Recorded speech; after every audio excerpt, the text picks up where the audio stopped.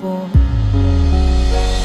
Lumilipas ang panahon, kabiyak ng ating gunitan.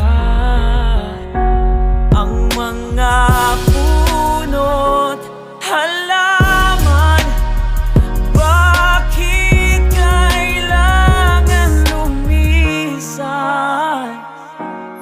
Panapanahon ang pagkakataon, may babalik pa ang kahapon. Ngayon ikaw ay nabalik, katulad puri ng iyong pananabik, na makita ang daan